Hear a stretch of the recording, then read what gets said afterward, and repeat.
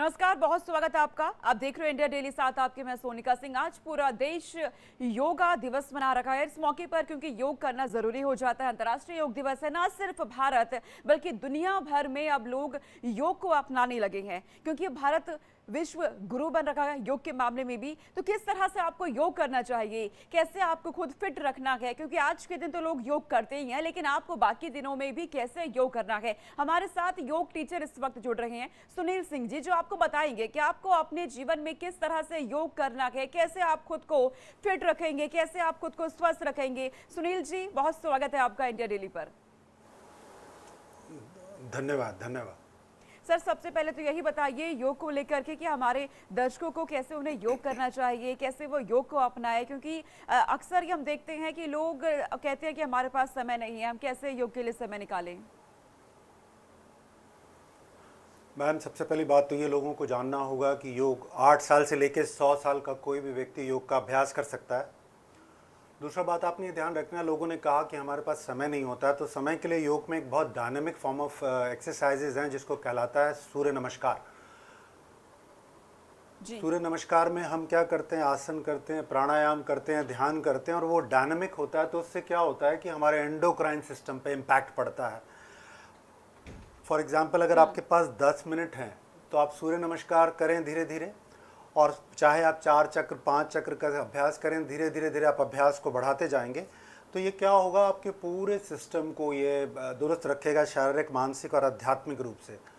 तो ये दो आपने समय की बात कही, तो अगर आपके पास 10 मिनट भी है तो वो मोर देन इनफ है। जी, कैसे हमें अपने जीवन में योग को अपनाना होगा, शुरुआत हम कैसे करें सुनील जी?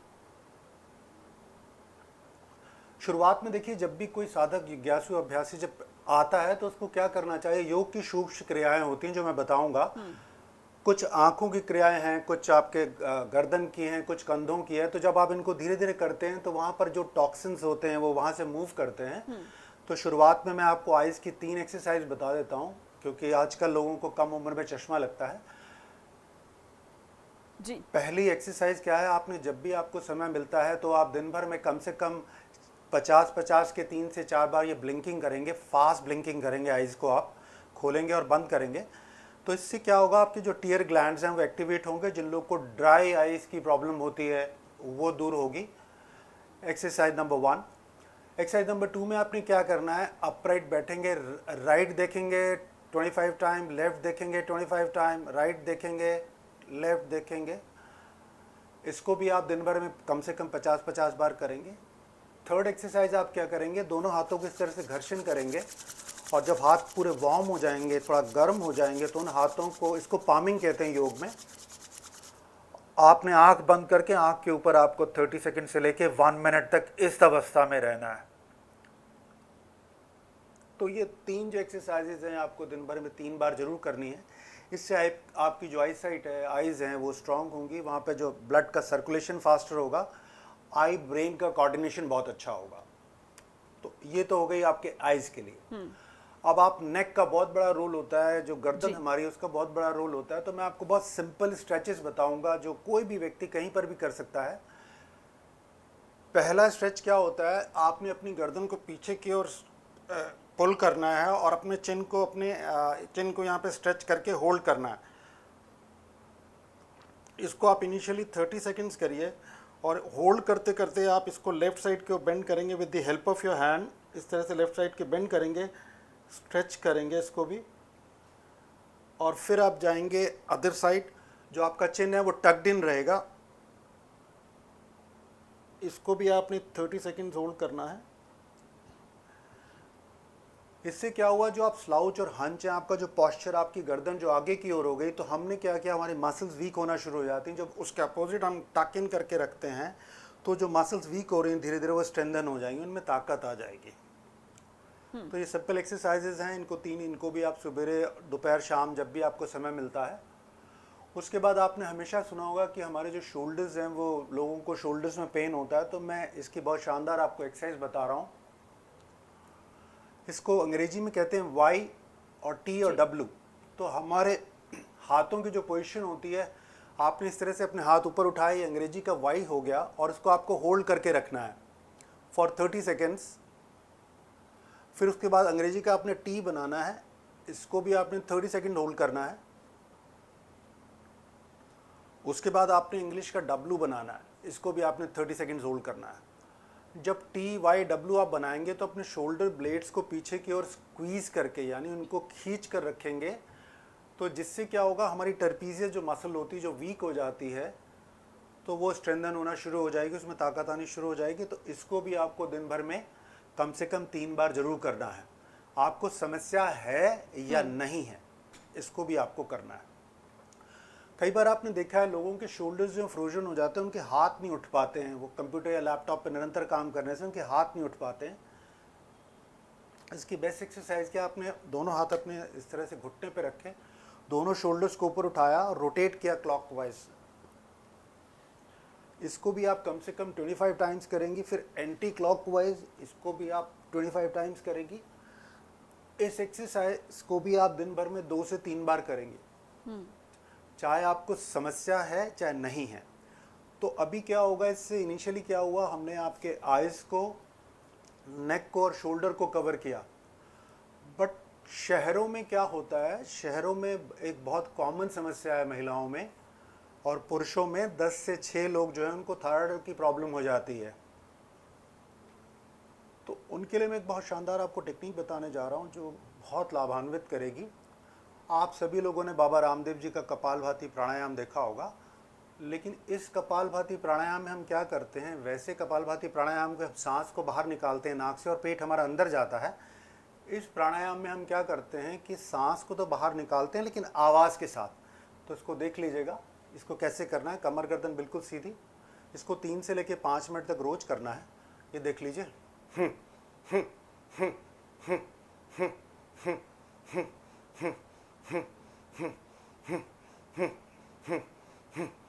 ये नॉर्मल कपालभाति नहीं, नॉर्मल कपालभाति आप लोग कैसे करते हैं वो देख लीजिए।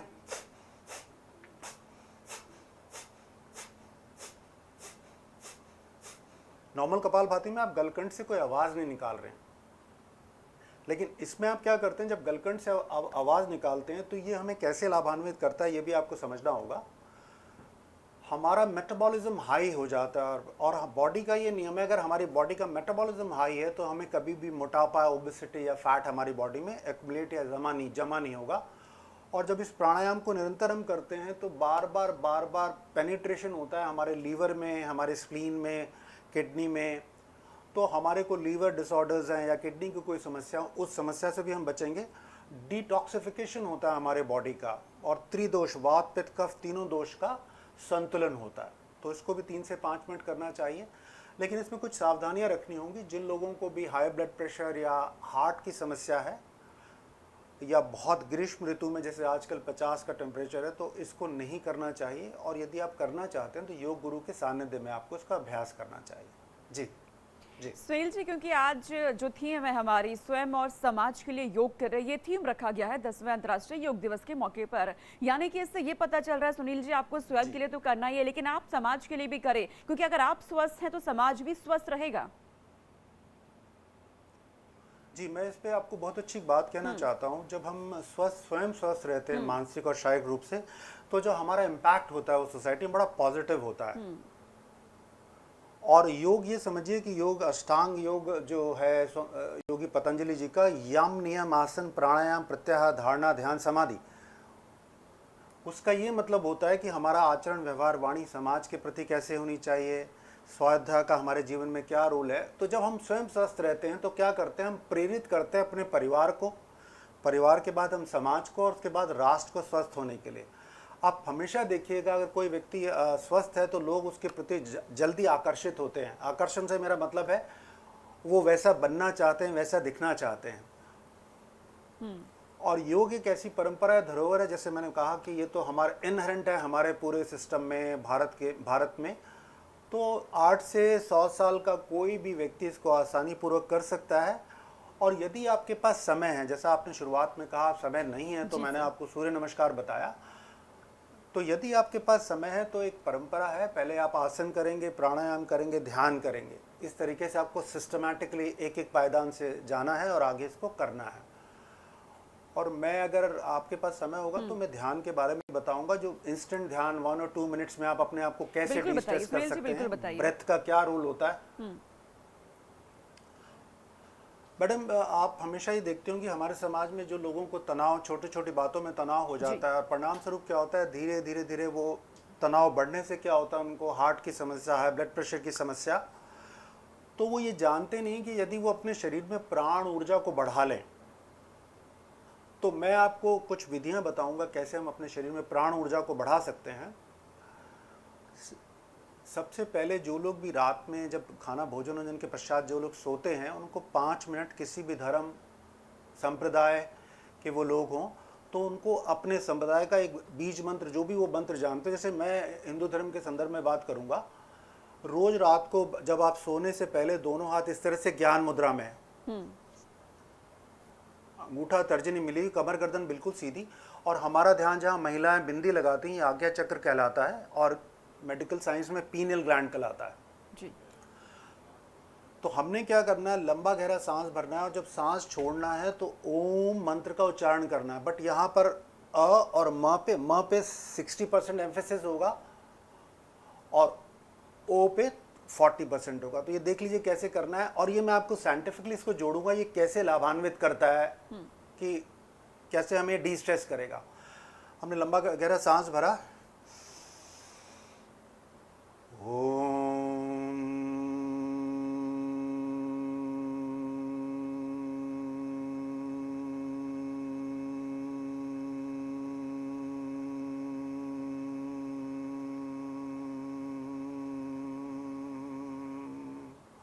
आपको वहाँ पे एम्फेसाइज करके प्रोलॉन्ग करना है, जितना लंबा कर सकते हैं।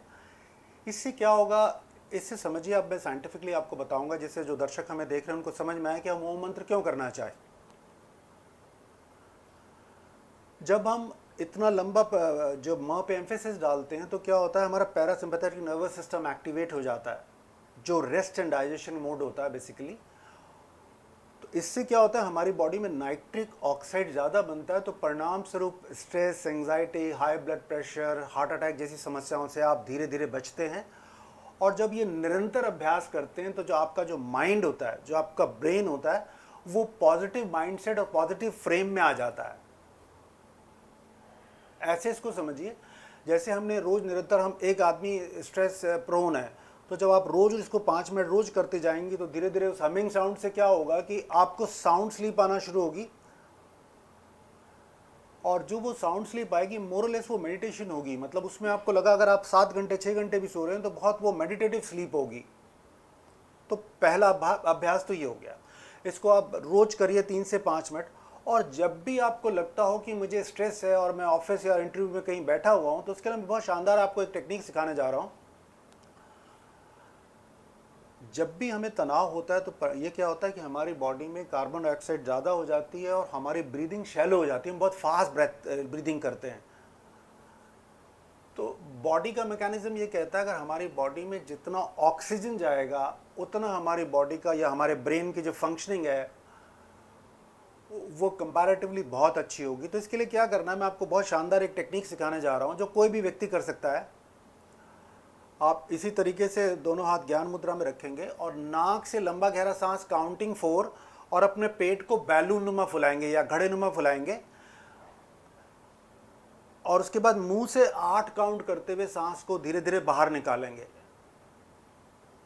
मैं 2-3 बार कर दूंगा, फिर इसके एडवांटेज बताऊंगा कैसे ये मदद करता है हमें डी स्ट्रेस में। तो ये कमर गर्दन हमने सीधी रखी, नाक से लंबा गहरा सांस भरा 1 2 3 4, और पेट को बैलून नुमा फुलाएंगे। देखिएगा,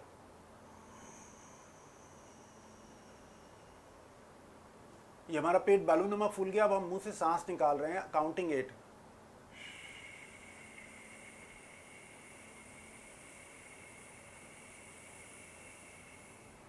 फिर नाक से भरा 4 काउंट तक, फिर पेट को बैलून नुमा फुलाया और मुंह से निकाला सांस।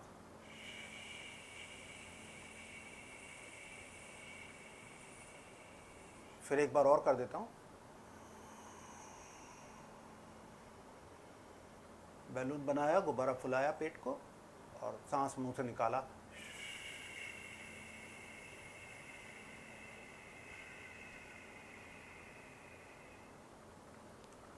इसको आप जब भी आपको लगता है आपको तनाव है, इसको आप करिए, इमीडिएटली आप देखेंगे आप अपने आप को डी स्ट्रेस पाएंगे। क्योंकि इसका क्या रीज़न है, जिन व्यक्तियों को तनाव रहता है तो जो उनका लंग्स होता है उसका एक्सपेंशन नहीं हो पाता है, डायफ्राम से वो ब्रीदिंग नहीं करते हैं। जब हम अपने पेट को फुलाते हैं तो हमारे डायफ्राम से हम ब्रीदिंग करते हैं, मैक्सिमम ऑक्सीजन जाती है। और जब हम डबल द काउंट करते हैं, जो मैकेनिज्म है यंत्रवत, जो हम सांस ले रहे हैं और छोड़ रहे हैं, फास्ट फास्ट कर रहे हैं, उस पूरी प्रकृति को हम बदल देते हैं। तो परिणाम स्वरूप क्या होता है कि जब हम डबल द सांस छोड़ रहे हैं और आधा द सांस ले रहे हैं, तो हमारा जो मन है, हमारा जो चित्त है, वो हमारे सांस को लेने में काउंटिंग 4 और सांस को छोड़ने में काउंटिंग 8। तो ऑटोमेटिकली हम क्या कर रहे हैं, या प्राणायाम तो कर ही रहे हैं, साथ साथ ध्यान भी कर रहे हैं। और कोई भी व्यक्ति यदि स्ट्रेस में है, या तो वो अतीत में है या भविष्य में है, वर्तमान में तो है नहीं, लेकिन जब आप इसको प्रैक्टिस करेंगे तो आप इमीडिएटली वर्तमान में आ जाएंगे। जी बिल्कुल सुनील जी, और मुझे लग रहा है जो हमारे दर्शक इस वक्त हमें देख रहे हैं, मुझे उम्मीद है कि आप ये समझ रहे हैं कि आपको योग करना अपने जीवन में कितना ज़रूरी है, क्योंकि योग आपको निरोग रखता है, आपके शरीर को स्वस्थ बनाता है, और ना सिर्फ आपके शरीर को, मन को, आत्मा को भी मजबूत करता है। सुनील जी, जब भी हम योग की बात करते हैं तो हम एक चीज़ हमें हमेशा ये बोलते हैं कि हमारी आत्मा को भी ये मजबूत करता है, और मुझे लगता है कि ये बहुत बड़ी वजह है कि योग आज पूरे विश्व भर में लोग कर रहे हैं, और आज के दिन को तो उत्सव की तरह मनाया भी जा रहा है। भारत में तो आदिकाल से हम देख रहे हैं योग से लोग परिचित हैं ही। जी देखिए, कैसे बड़ी अच्छी बात आपने पूछी कि कैसे हमारे आत्मा को प्रभावित करता है। तो मैं आपको बताता हूं कि जब हम इस तरह से योग का अभ्यास करते हैं, अपने शरीर में प्राण ऊर्जा को ज़्यादा बढ़ाते हैं, हम सात्विक भोजन लेते हैं, अल्पाहारी रहते हैं, तो साइंस कहती है जो लोग सात्विक भोजन लेते हैं, अल्पाहारी रहते हैं और अपने शरीर में प्राण ऊर्जा को बढ़ा के रखते हैं, तो एक तो वो लंबी आयु को प्राप्त करते हैं। और जब हम सात्विक हैं और योग का निरंतर अभ्यास कर रहे हैं, तो धीरे धीरे वो हमारी कोर यानी हमारी आत्मा को भी हिट करता है। और हमारी आत्मा को वो इस तरह से हिट करता है कि मोर ऑक्सीजन हमारी बॉडी में गया, हमारे बॉडी में एंडोफ्रेन हार्मोन्स ज़्यादा बने, फील गुड हार्मोन ज़्यादा बने। तो परिणाम स्वरूप क्या हुआ, हम डे टू डे बेसिस में बहुत अच्छा अपने आप को महसूस करते हैं और समाज के प्रति भी हम बहुत सकारात्मक हो जाते हैं। और इसमें हम क्या होता है, जनरली आप देखेंगे कि जब भी आप योग का अभ्यास करते हैं कि हमारा आचरण, व्यवहार, वाणी में बहुत संयम आ जाता है, बहुत कंट्रोल आ जाता है। तो ये जो आपने आत्मा को इससे कोरिलेट किया, निश्चित तौर पे योग जो है, योग का मतलब ही होता है जोड़ना, मेरा आपसे मिलन, आपका मुझसे मिलन योग कहलाता है। तो निश्चित तौर पे आत्मा पे बहुत बड़ा इम्पैक्ट डालता है। और क्योंकि योगी, देखिए योगी एक और बड़ी बात है, योग हमारा शारीरिक मानसिक विकास तो करता है लेकिन आध्यात्मिक विकास भी करता है। उसका मतलब है कि मैं कौन हूँ, मेरा जीवन में आने का क्या उद्देश्य है, मेरे क्या लक्ष्य हैं, ये सारी बातें जब आप योग का अभ्यास करते हैं तो धीरे धीरे आप इसे सीखना शुरू करते हैं, जानना शुरू करते हैं, और ये धीरे धीरे आपके पूरे पैरासोना में इनकलकेट होता है। जी अच्छा सुनील जी, जब भी, क्योंकि आजकल तो हम देखते हैं बहुत कम उम्र में ही बच्चे डिप्रेशन तक के शिकार हो जाते हैं, कई गंभीर बीमारियां उन्हें हो जाती है, तो क्या अगर बचपन से ही हमारे पेरेंट्स हमें योग करना सिखाए, या बच्चे बचपन से अगर योग की क्रिया को अपने जीवन में अपना ले, तो इन सब चीज़ों से क्या मुक्ति मिल सकती है? 101%। बट एक बात मैं जरूर यहाँ बोलना चाहूँगा कि 8 ईयर्स तक जो बच्चा होता है वो ग्रो करता है, उसका ना ब्रेन का डेवलपमेंट हो रहा होता है। 8 साल से पहले बच्चों को योग नहीं कराना चाहिए, और 8 साल के बाद बच्चे को जरूर योग में डालना चाहिए। उससे क्या होता है, देखिए एक तो सर्वांगीण विकास होता है।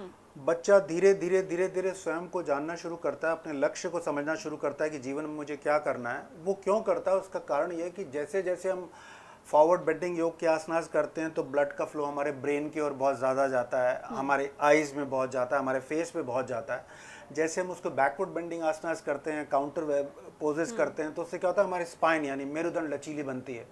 और योग का ये मानना है जितनी आपकी मेरुदंड लचीली होगी उतनी आप लंबी आयु को प्राप्त करेंगे, निरोगी रहेंगे। अच्छा सुनील जी, ऐसा कोई मंत्र अगर आप बताएं हमारे दर्शकों को, जिसे करने के बाद, जिसे बोलने के बाद दर्शक जो हमारे हमें देख रहे हैं वो जीवन में स्वस्थ भी रहे, खुश भी रहे, क्योंकि आजकल हम देख रहे हैं लोग खुश रहना भूल गए हैं, चेहरे पे स्माइल बहुत कम होती है, एक दूसरे को देख करके भी लोग खुश नहीं हो पाते हैं। देखिए मैम, जो आपने बात बोली, सबसे पहले तो मंत्र तो मैं ये देना चाहूँगा कि जो लोग भी अगर वो सप्ताह में 5 दिन 40 मिनट्स योग का अभ्यास कर सकते हैं, अगर उनके पास मॉर्निंग में समय नहीं तो इवनिंग में योग का अभ्यास करें। पहली बात तो ये करना है 40 minutes 5 days in a week. 10 से 12 गिलास जल का सेवन उनको करना चाहिए। सूरज की रोशनी के नीचे 30 से 40 मिनट आपको बैठना है, क्योंकि 105 डिजीजेज जो हैं अगर आप सूरज की रोशनी के नीचे नहीं बैठते हैं तो आपको 105 तरह की बीमारी से आप पीड़ित हो सकते हैं। मैं यहाँ पे डाइट का बताऊंगा आपको। योग का ये मानना है कि अर्ली को जो मॉर्निंग में आप जो ब्रेकफास्ट करते हैं वो लाइक ए किंग होना चाहिए, लंच लाइक ए क्वीन, और रात का डिनर लाइक ए पॉपर, यानी रात का डिनर भिखारी के जैसा होना चाहिए। तो यहाँ पर इसका क्या मतलब है कि क्योंकि ये साइंस को कोरिलेट करता हूँ मैं आपको, हमारे ऋषि कितने गुणी और ज्ञानवान लोग थे। मॉर्निंग में जब सूरज उदय होता है तो हमारे शरीर का मेटाबॉलिज्म हाई रहता है, हम कुछ भी खा लें वो पच जाता है। लेकिन जैसे जैसे सूरज अस्त होता है वैसे वैसे हमारा मेटाबॉलिज्म स्लो हो जाता है, स्लगिश हो जाता है। तो यदि हम रात का भोजन कम करते हैं तो हमारे पाचन तंत्रों को कम काम करना पड़ेगा, और रात में हमारे पाचन तंत्र को अगर कम काम करना पड़ेगा तो हमारी बॉडी अपने टूटे हुए सेल्स को रिपेयर करेगी, वेयर एंड टेयर करेगी। तो ये भी एक बहुत बड़ा वो है। और उसके अलावा मैं बात जरूर कहना चाहूँगा जो मुझे हमेशा लगता है कि इसको हर योगी को जरूर फॉलो करना चाहिए। वंस इन ए वीक एक फास्टिंग यानी उपवास आपको करना चाहिए। आप इनिशियली पूरे दिन नहीं कर सकते हैं तो रात का भोजन छोड़िए, और आपको लगता है कि आप पूरा दिन भर कर सकते हैं तो उसके लिए बहुत अच्छा सिस्टम है। आप फलाहार कर सकते हैं, रसाहार कर सकते हैं, या गुनगुने पानी से आप फास्टिंग कर सकते हैं। बट जिस दिन आप फास्टिंग करते हैं ये ज़रूर याद रखिएगा, और ऑन एन एवरेज आप 10 से 12 गिलास पानी पी रहे हैं तो जिस दिन आप फास्टिंग करते हैं 15-16 गिलास पानी पीजिए। तो इससे क्या होगा, अपनी किडनी को, लीवर को, हमारे जो इंटरनल ऑर्गन्स हैं उनको डिटॉक्सिफाई करने में बहुत मदद मिलेगी। तो ये तो मेरा मंत्र यही है। और बाकी आप जिस धर्म पद्धति को मानते हैं रोज रात को सोते वक्त उनका स्मरण करें, उनको याद करें, और जैसा मैंने आपको बताया है, ओम मंत्र बताया ही था मैंने आपको, इसको रोज करेंगे, धीरे धीरे देखेंगे आप में बहुत सारे पॉजिटिव इम्पैक्ट आना शुरू हो जाए। सुनील जी, क्योंकि आज हम जब योग की बात कर ही रहे हैं तो अक्सर हम देखते हैं हमारी माताएं बहनें महिलाओं में कोई ना कोई दिक्कत बनी रहती है, खास करके तब जब सुबह उन्हें उठना होता है, जल्दी उठना है, घर का कामकाज करना है, सबसे पहले किचन में जाना है, लेकिन सुबह उठते वक्त ही कई दिक्कतें उन्हें महसूस होती है। महिलाओं के लिए ऐसा कुछ बताइए, कोई ऐसा आसान सा योग बताइए जिसे करने के बाद काफ़ी हद तक ये दिक्कतें उनकी कम हों। देखिए, जब महिलाएं बेड को छोड़ती हैं तो सबसे पहले उनको चलित ताड़ासन करना चाहिए। पैरों के पंजे पे आकर दोनों हाथ उठाकर 10 कदम वॉक करेंगी आगे, 10 कदम पीछे वॉक करेंगी। तो उससे क्या होगा, उनकी मेरुदंड यानी स्पाइन में खिंचाव आएगा। तो रात को हमारा जो पॉस्चर होता है वो स्लाउच होता है जब हम सोते हैं। अगर आप इसको स्ट्रेच कर 10 कदम आगे 10 कदम पीछे 2-3 मिनट चलेंगी तो धीरे धीरे पूरी बॉडी में ऊर्जा का संचार होना शुरू हो जाएगा। क्योंकि जब हम दोनों हाथ उठाएंगे तो पूरा जो ब्लड का सर्कुलेशन हमारे कंधे पर, हमारे लंग्स पे, हमारे हार्ट पर आना शुरू होगा। जब हम ऑन टोज पे चलेंगे दोनों तो हमारे पैरों के पंजे हमारे स्ट्रांग होंगे, हमारे काफ स्ट्रांग होगी, हैमस्ट्रिंग, ग्लूट्स स्ट्रांग होंगे। तो ये बहुत सिंपल है कि ये कर सकती हैं। दूसरा, महिलाओं में सबसे बड़ी कमी आप देखिएगा, जनरली भारत में देखा गया है कि 10 में से 9 महिलाएं विटामिन डी की कमी होती है। तो उनको हर सूरत में 30 से 40 मिनट जाने अनजाने में उनको धूप के नीचे बैठना है। उनको अगर उनको लगता है उनका चेहरे का जो लावण्य या सौंदर्य खत्म हो रहा है तो वो ये कर सकती हैं कि अपने हाथों को, अपने पैरों को धूप में रखें। बालकनी में जहाँ बैठी हैं हाथ पैर धूप बाहर रखें। तो जैसे उनकी बॉडी में विटामिन डी प्रॉपर होगा तो वो जो कैल्शियम का इंटेक कर रही हैं वो ऑब्जॉर्व होने में मदद मिलेगी। और उनको, महिलाओं को, जैसे मैं हमेशा बोलता हूँ, हर महिलाओं को 8 से 10 किशमिश और आधा मुट्ठी चना और इतना गुड़ रोज खाना चाहिए। तो जो उनकी ज़रूरतें हैं डेली बेसिस में जी, प्रोटीन की, कैल्शियम की, आयरन की, पोटेशियम की, वो पूरे कंप्लीट होती है। तो उनको जी रोज सुनील लेना जी, चाहिए और अब नाश्ते के क्योंकि साथ। सुनील जी समय बहुत कम है, मैं चाहूंगी अब आपसे आखिर ये कि योग दिवस के मौके पर आज क्या आप लोगों को कहना चाहते हैं, क्या संदेश आपका रहेगा? देखिए, मैं ये कहना चाहता हूँ कि योग निश्चित तौर पे भारत की धरोहर है, ये हमारे डीएनए में है। हालांकि 10 साल में हमारे प्रधान सेवक ने ये सारे विश्व में फैला दिया है, सारे विश्व को योग में कर दिया है। लेकिन एक सिर्फ 21 तारीख को योग करने से आप योगी नहीं बनेंगे या जिज्ञासु या साधक नहीं बनेंगे। आप इसको अपने जीवन में उतारिए। शुरुआत में आप कहिए 10 मिनट आपके पास समय है तो 10 मिनट करिए, लेकिन स्नेह अपने समय को बढ़ाइए। और योग में बहुत सारी विधाएँ हैं, बहुत सारी चीज़ें हैं जिनको आप सीख कर आजीवन निरोगी, और जैसे आप निरोगी रहेंगे आप स्वस्थ समाज का भी निर्माण करेंगे। जी, तो योग आपको स्वस्थ रखने का सबसे प्रमुख आधार है, ये अब आप लोग समझ गए होंगे। बहुत शुक्रिया सुनील जी, ये तमाम जानकारी हमारे दर्शकों तक पहुंचाने के लिए, उन्हें बताने के लिए कि किस तरह से उन्हें योग करना है, कैसे उन्हें स्वस्थ रहना है।